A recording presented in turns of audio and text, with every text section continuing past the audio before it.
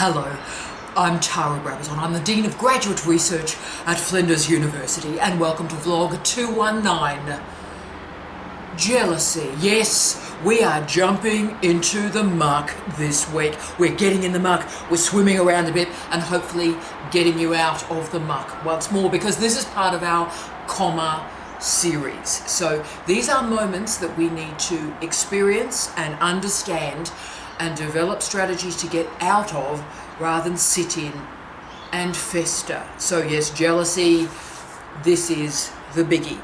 And it matters a great deal in our universities because jealousy can destroy an individual's life, which is sad enough, but it can also destroy research projects and indeed dent the entire reputation of an institution.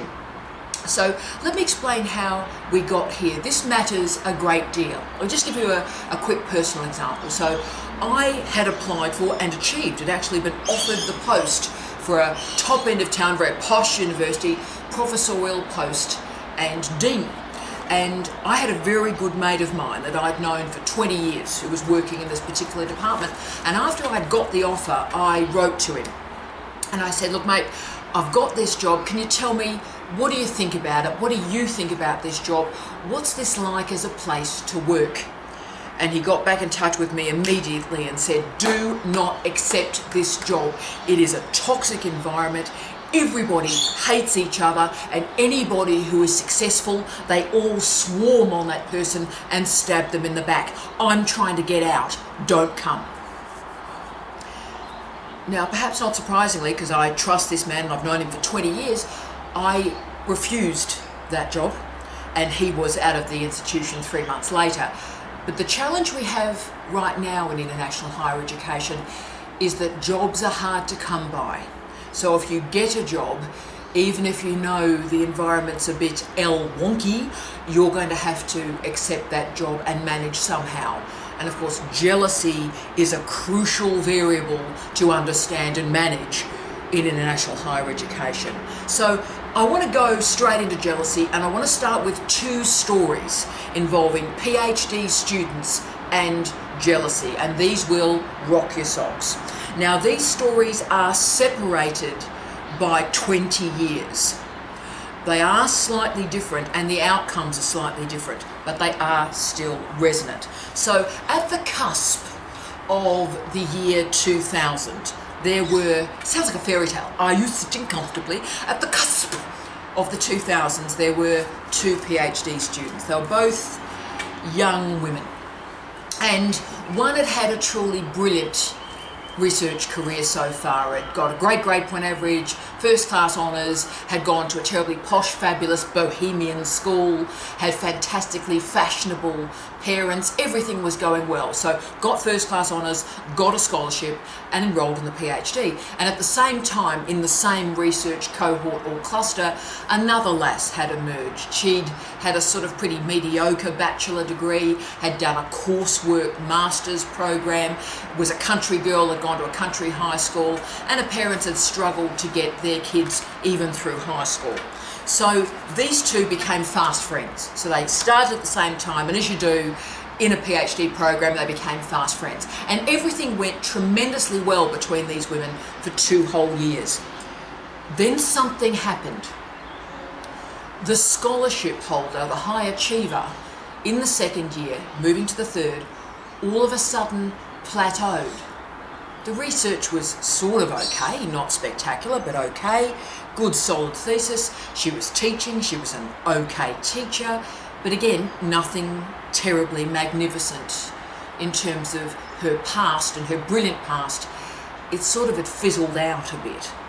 And what had happened to that other woman? Well, the lass without a scholarship, when she was given a chance and support, she was simply flying. Her thesis was magnificent. There were publications everywhere. They were going well. She was an absolutely incredible teacher. So this was just absolutely terrific. So through the second and the third year, this relationship became incredibly strained. The non-scholarship holder still loved her friend deeply and couldn't really understand why she was going cold on her. And the scholarship holder, the high achiever, well, she started to distance herself from her friend, from the research cohort, and from her supervisor. And she then proceeded to undermine this young woman at every possible opportunity that she had. Now, the non-scholarship holder finished in 3 years, went on to a fantastic career, great teacher, great researcher, everything brilliant. The high achiever took 5 extra months. So her PhD took 3 years and 5 months. And in the final 5 months, she only wrote a 6,000 word introduction that was pretty mediocre. So that was put out to examiners. It was okay, they sort of liked it, major corrections made. But can I say, this lass never published a word from that thesis, made the corrections, graduated from the degree, but never contacted any of her fellow students again, and never contacted her supervisor again. She disappeared. First story. Second story comes 20 years later from, again, 2 PhD students, and again 2 women. Now, the research shows, interestingly enough, that jealousy is mainly deployed by men. So all the quant studies that have been done show that it is men that use jealousy. Now, I know that seems counterintuitive, and indeed through my experience, it's been women that have used this ability trope method, and we'll talk about why that is today and indeed in our vlog next week. But the research shows it's mainly men. In my experience, it's mainly women. So again, we're back to 2 women here, 2 female PhD students, right? So of these 2 PhD students, one was a high achiever, had been a high achiever throughout her entire career, university medalist, every success, got a scholarship. The other had a bit of a gap between an undergraduate degree and her honours degree and her PhD, so it was all a bit patchy, no clear disciplinary path. So she sort of stumbled into a PhD program, as happens. But of course, as always happens in a PhD, these 2 women started at the same time and became fast friends. But this time, a bit different from my earlier story, these 2 were competitive right from the start. The high achiever spent a lot of time complaining, a lot of time talking, rather than a lot of time reading and researching. Lots of gossip rather than writing. And the non-standard entry into the PhD, that lass, she worked a bit hard, but a lot of her time was spent poking and probing the high achiever, getting her going, unsettling her, making her self-conscious, making her doubt herself. So both of them, and you see this sometimes, both of them were what I call players. They turned the attacks on each other rather than focus on their thesis and their achievement. It all became about their stuff, right? So the high achiever during her PhD just simply did not work hard enough because she was fixated on the achievements and the research of the other woman. And she produced a mediocre thesis in 4 years and then left the university never to be seen again. The other woman, though, didn't get away unscathed, as in my last story. And indeed, she produced, again, a pretty mediocre thesis in 4 years, but she continued to be a player, continuing to think that those strategies she'd used against that lass in the PhD would work. But of course, we're in a casualised, precariat university environment, and if someone's a bit of a player, no one cares terribly much because she's of no use to anybody. So what these 2 stories show us, I think, is that jealousy is going to knock you out. It's going to block your career, block your collaborations and relationships with other people, and no one will want to work with you. If you get a reputation for being this jealous, nasty bit of work, people will just simply walk away from the situation.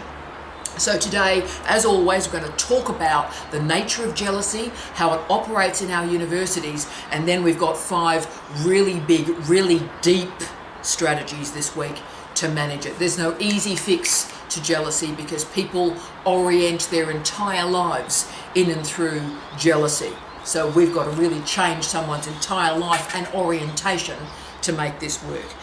So of all the commissaries that I've brought to you through this weird, wonderful time on planet Earth, jealousy has the patchiest literature. So this has been the most weird of the literature that I've read. And look, I've read more on sexual jealousy in the last 6 weeks than I will ever humanly need.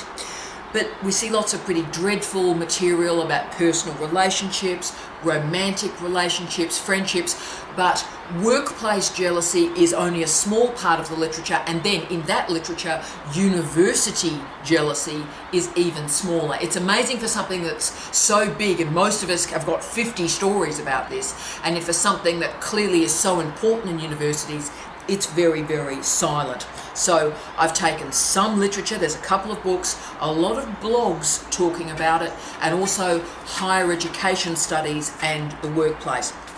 I also wanted to log a fabulous article written by a dear friend of mine, J. Daniel Thompson, published in the Chronicle of Higher Education in 2017. And this was a great article. My respects to Jay. You're a wonderful human. And the title was a ripper too, quote, "Maybe you're just a jealous academic." So put that into Google and you'll see Jay's work. But Jay argued that jealousy was simply the marinade of academic contexts, and what he conveyed was a huge amount of bitterness always attends academic jealousy. So Jay's done us a favour there.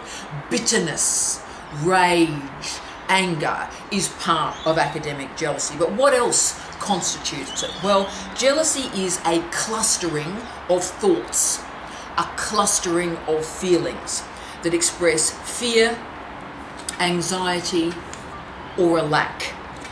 Jealousy emerges in human relationships. Jealousy is a product of a context. It's not rational, it's not logical, it is a reading of a context. In fact, I would argue a misreading of a context.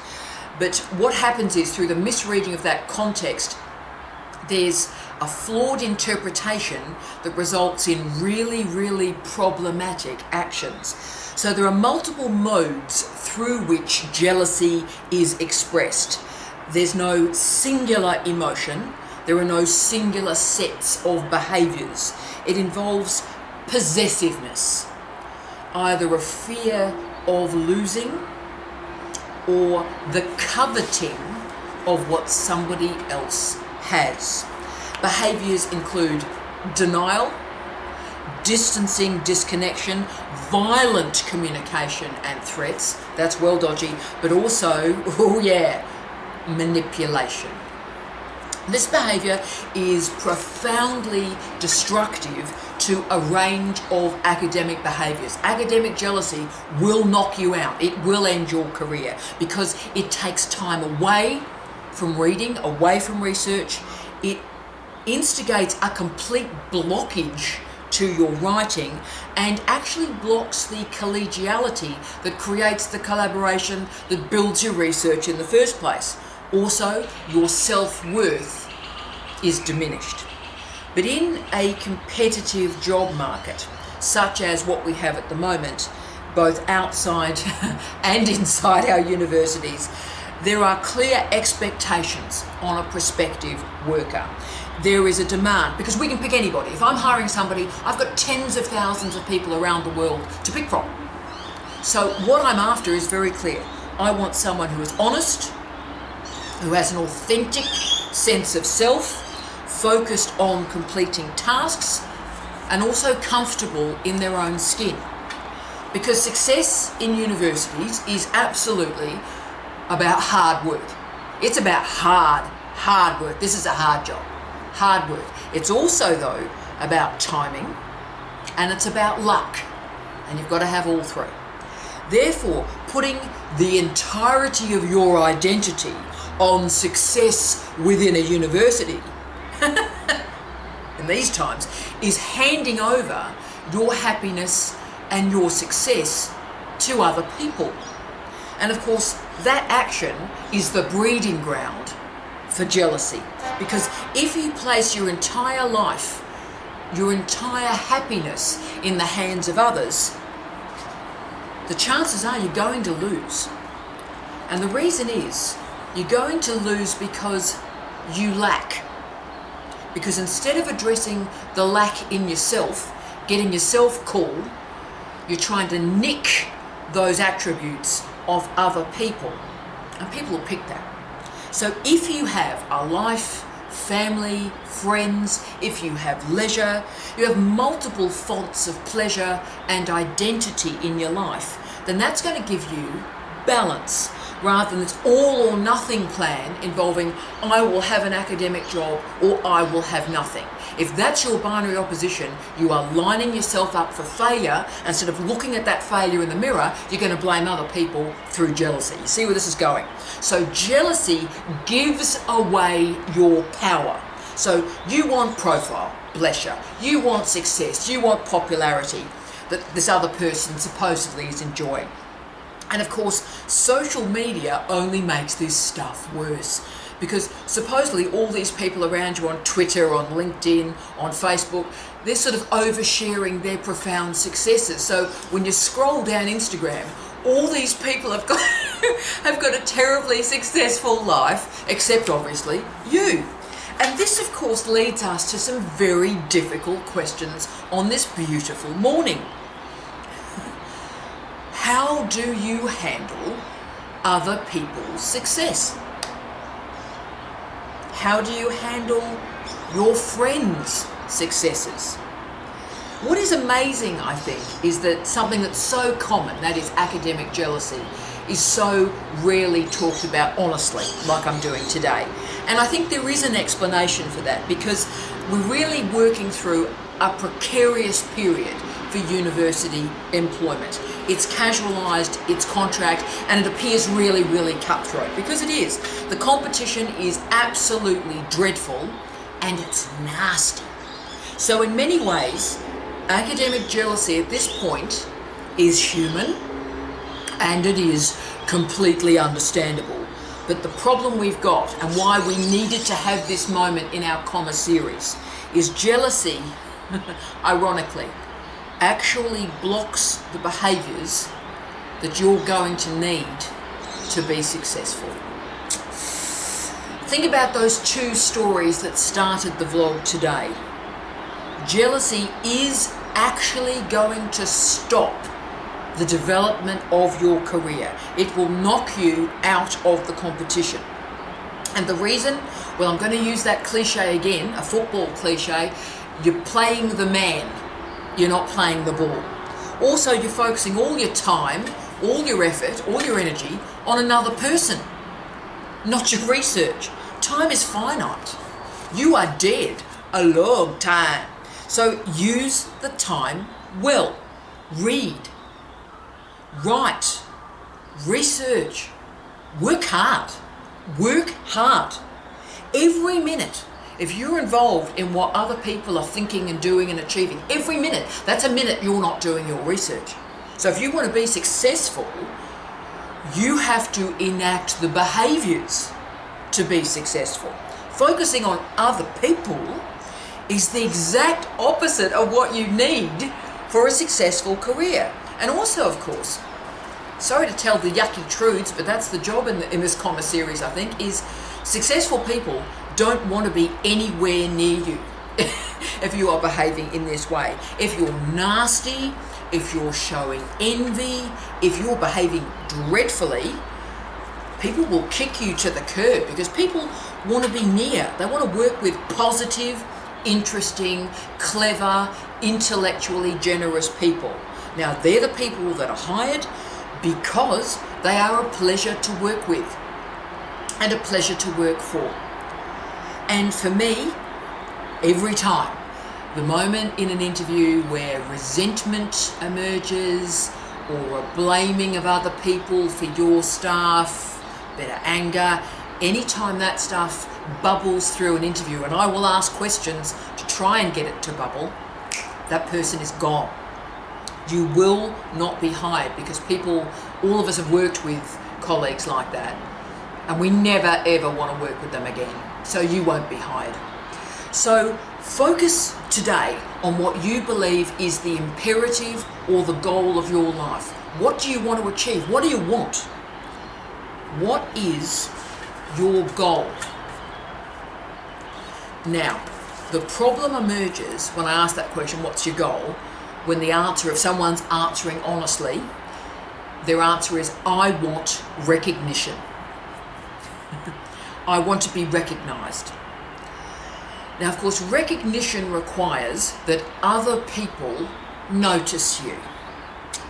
In other words, you've released your power, your autonomy, your agency, your identity to what other people think of you. And that is the path to madness, because you do not have control over what other people think of you. You only have control over what you think of you.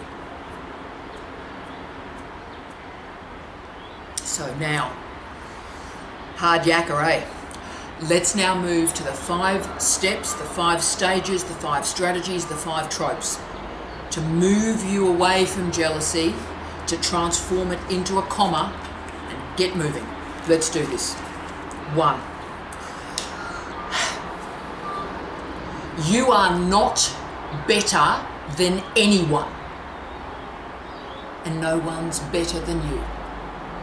I'm always stunned, to be honest, absolutely stunned on a daily basis when I hear people explain to me how incredibly important they are. I have thousands. I have a book, I actually keep a book, to be honest with you. I have a book, an exercise book, where whatever happens during the day, the delusions that people have expressed to me through the day, I come home and I write them in a book, and I've done that for 20 years, about the really odd stuff that happens in academic life. One day I'll write a fiction novel, one day I will. And let's give you some examples. So my personal favourite is, I was talking with a professor and he was explaining to me that he couldn't select an independent examiner for a student. He couldn't pick a proper international independent academic because, quote, there are only 3 experts in this field in the world. I am one of them, and I know the other 2. Fantastic, bless. My other favourite, happened recently, is a student with some anger explained to me that she needed to see her supervisor every single day. I need to see my supervisor every day because I'm paying for this degree. Needless to say, she was confusing undergraduate fee structures with a PhD fee structure, because of course in Australia, domestic students don't pay fees. The Australian taxpayer is paying your fees, so you're not paying fees at all. And seeing your supervisor once a week, that's plenty. So another great example is, and this one happens a lot, can I say, a student sends a draft to a supervisor on a Sunday night, and they are disgusted that the supervisor hasn't read that draft by the meeting on, you've guessed it, Monday morning. There are thousands of examples like this from academic life where disrespect and delusions emerge from grandeur, from this fantasy, this dream of a person's importance. Now, there are reasons this sort of stuff particularly emerges in academic life, and that is because we as academics, we live in our head a lot. We live up here most of the time.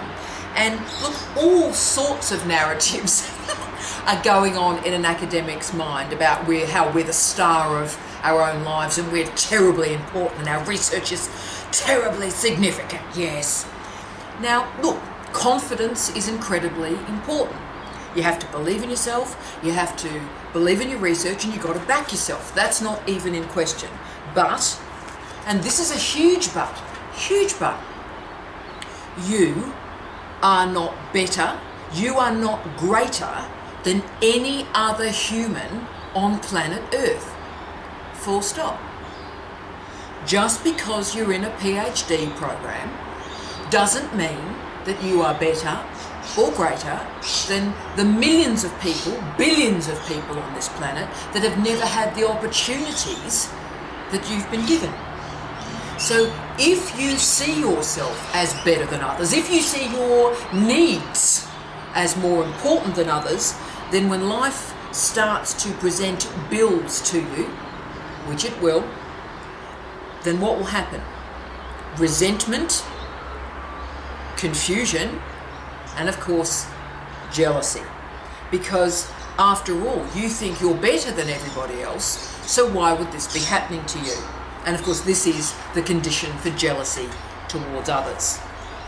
Because, yeah, you have not developed the personal and the professional resources to understand that other people's needs are just as important as your own. Now, your supervisor has many students, and you know what? They have a family, and they have a right to spend time with that family. Similarly for academics, who run that fantastically magnificent narrative that there are only 3 experts in the world, I'm one of them, and I'm mates with the other 2. Bless you, because that shows to me immediately that you don't read widely, that you run in very, very closed and small academic circles, and of course that person will be overtaken very quickly. Because what we see when that sort of stuff emerges from an academic is elitism and racism. Because what it means is those academics are only looking for excellence in a particular package, from a particular type of university, from particular journals, and of course from particular nations. Needless to say, brilliance, intelligence and innovation comes in many different packages. And that's why, for example, I'll try not to get upset, that's why, for example, when a scholar of colour gains success, all these white whispers of pro-discrimination start to emerge. And of course, this is a form of jealousy. A closed, selfish white scholar who supposedly knows all the great scholars in the world, who are similarly, of course, closed and white, can't work out how a brilliant person of colour got that job. So when jealousy runs through the lens of racism, it just makes a really bad situation even worse. And of course, this is the hardest one to address, because the whole culture really appears to want you to be self-absorbed, inward and nasty.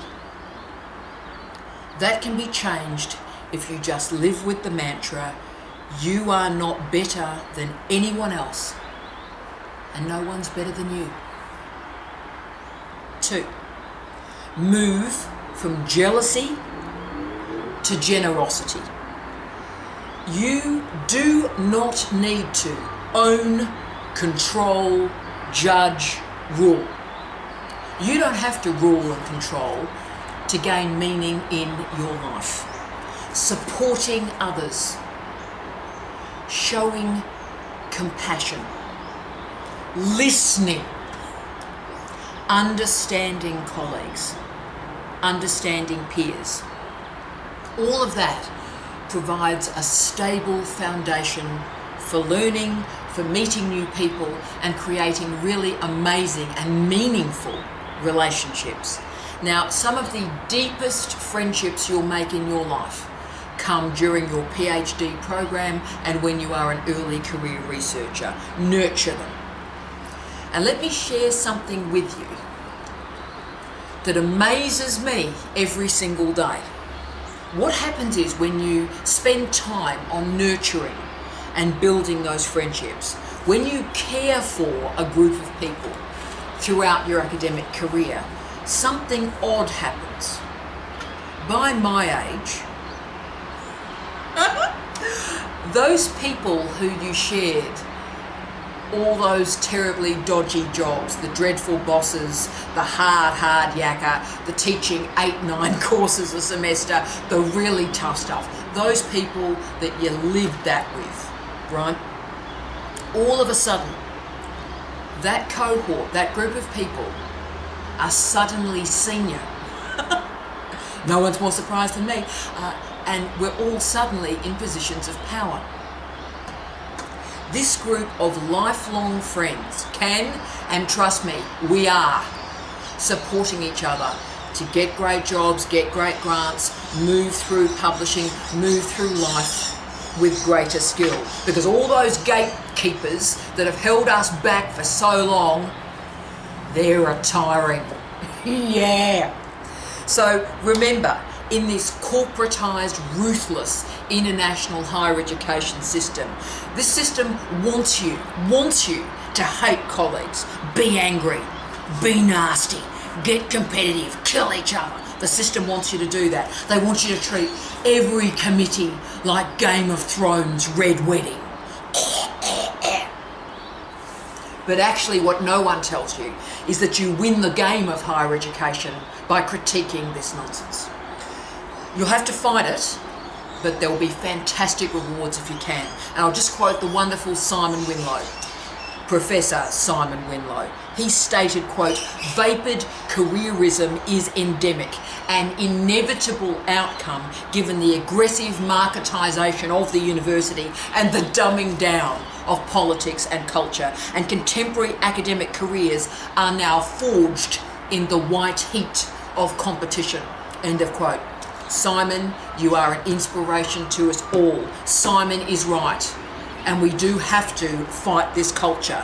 And the weird thing is, you fight this aggressive culture through gentle skills, through soft power, friendship, trust, kindness, intellectual generosity.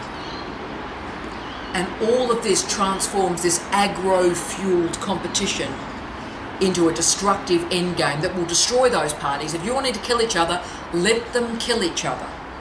But the weirdest thing is, in the long term, supporting your academic colleagues enables your career.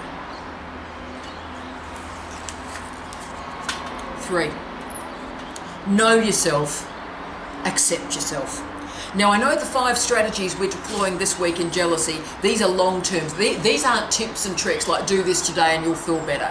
This stuff is hard yakka, because if jealousy is blood in your veins, we're going to have to give you a blood transfusion, right? So this is deep. No quick fixes here. But what we're trying to do is move your energy and move your focus from how other people have had achievements to the work that you are doing to enable your outcomes. So we're trying to move you from focusing on other people to focusing on yourself, your portfolio of efforts and work, your portfolio of success. And all of this movement, and you've got to pull your attention away from others to your work every day. Now, all of this starts with knowing yourself and accepting yourself.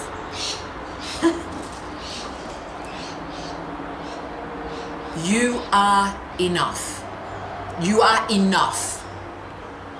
And you are where you need to be right now.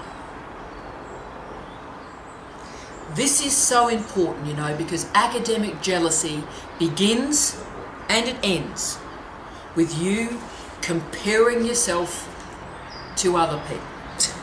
So you're going to knock yourself out of every single job opportunity that comes up if you continue to compare yourself to other people. Because what happens is, you look at that other person, oh, they're better than me, oh, Chelsea, and you become intimidated and you've lost the job before you even start the interview. So wish everybody well. Hope you go well. Hope you have a great day. Good luck. I've always done this with interviews, by the way. In England, they always put the shortlisted people in the same room. So you meet each other at the start of the day.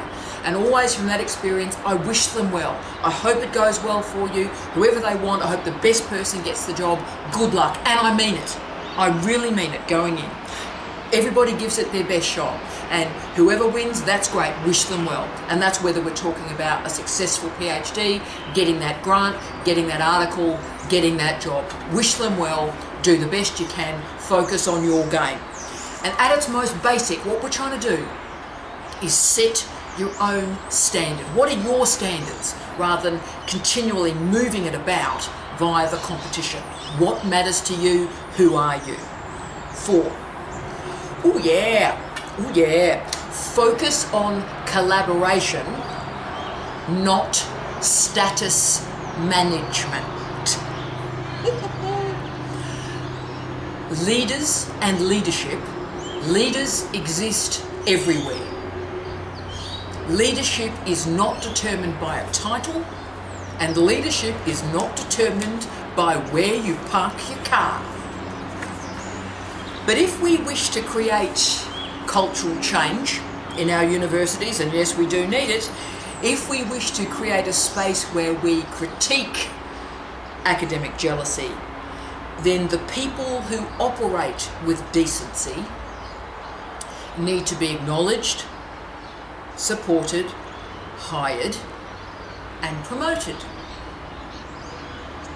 But the reason why in our history universities have continued to hire the nasty, the bullying and the toxic is because much of our culture in universities in the last 20 years particularly has been based on status management. The look at me, I'm fantastic, look at me, look, I'm fabulous, I'm just fabulous. So these people, yeah, so they're the people that have got hired. Status management rather than the authentic, deep collaborations that are created between people of integrity, because that takes a bit of time and that takes a bit of intelligence.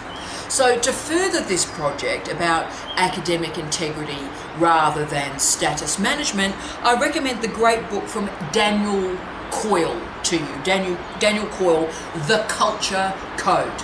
A fine book, The Culture Code. Really enjoyed it. So what happened was Coyle conducted a research project and demonstrated that the organisations interested in status management spent their time working out who was in charge, hesitating to offer a commentary on a project in case they upset the person who is in charge. And of course all of this stuff, all this energy looking at status management simply created inefficiency and unproductive competition. Whereas the projects and the teams based around collaboration were the most creative, the most innovative, and the most successful. So why were those groups successful? Now hang on to yourself. In these groups, everyone felt safe. So what made a great collaboration? Safety. They felt cared for. They felt appreciated. They produced more. They were more innovative. And they were more efficient. So, if you're focused on status management, your title, the type of car you drive, how posh you are, you're not going to produce high quality work. Yeah, bye. If you start with relationships and invest in the relationships, creating safety rather than status, you'll be successful. How about that? So think about how our world would change if every single day we go to university with the goal of creating safe spaces. Everyone has a voice, everyone has value, and there's no hierarchy. Coyle described the best leaders, and of course leadership is very different from management, let me tell you, but Coyle described the greatest leaders as the people who pick up the trash. The greatest leaders pick up the trash. Nothing is below them. So find those people, find those groups, support those people, stay with those people, be loyal to those people. Those people will allow you to be successful and allow everybody to be successful. Safety. 5. Think. Don't react. Think. Don't react. If I could change anything about the universe, if I was a wizard, and trust me, I would love to be a wizard. I have the hat, but it doesn't work. But if I was a wizard, then I would stop people reacting with emotion. I would stop the reaction. I would ask that people have a feeling, have a think, have a cup of coffee, take a breath, have a bit of a reflection, and then decide not to send an email about how much they hate somebody. You've heard me through however many hundreds of these vlogs talk about universities as being a workplace.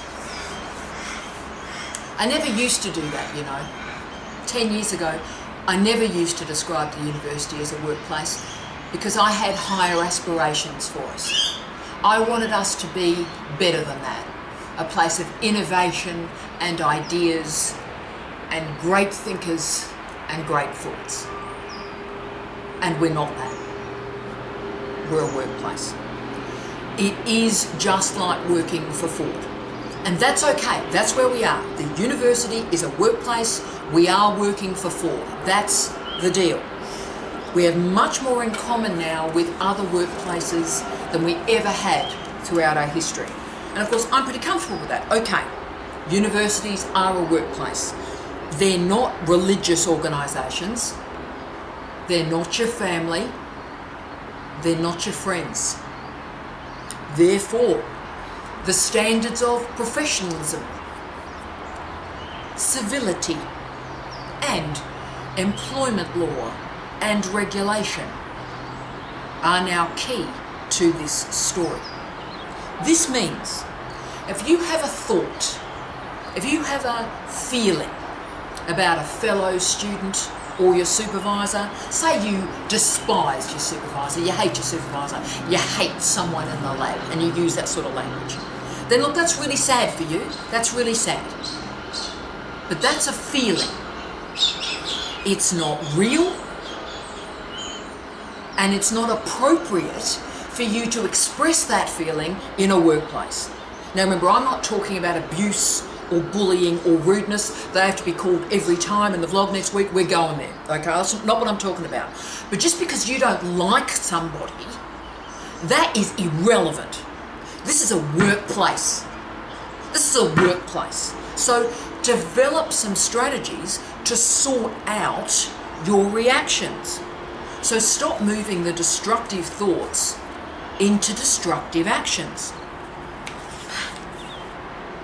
You do not have the right to send out an email that ruins somebody's night, somebody's day, somebody's week, or somebody's job. You don't have that right. Remember, I have worked with colleagues that have killed themselves because of the drip, drip, drip, drip, drip of destructive emails. Just because you have a feeling or a reaction does not mean you have the right to share it. Sort yourself out. If you've got a problem with somebody else, that's your problem. That's not their problem. That's your problem. Instead, congratulate other people on their success and mean it. Mean it. And if other people's success has an edge for you, then learn from that and use it as a personal motivator so that you work harder. So really, this is where we're dealing with the medication for intellectual jealousy. Create a new habit. Something great happens, congratulate somebody, mean it, and then move back to your work. Jealousy, you know, it only has two functions.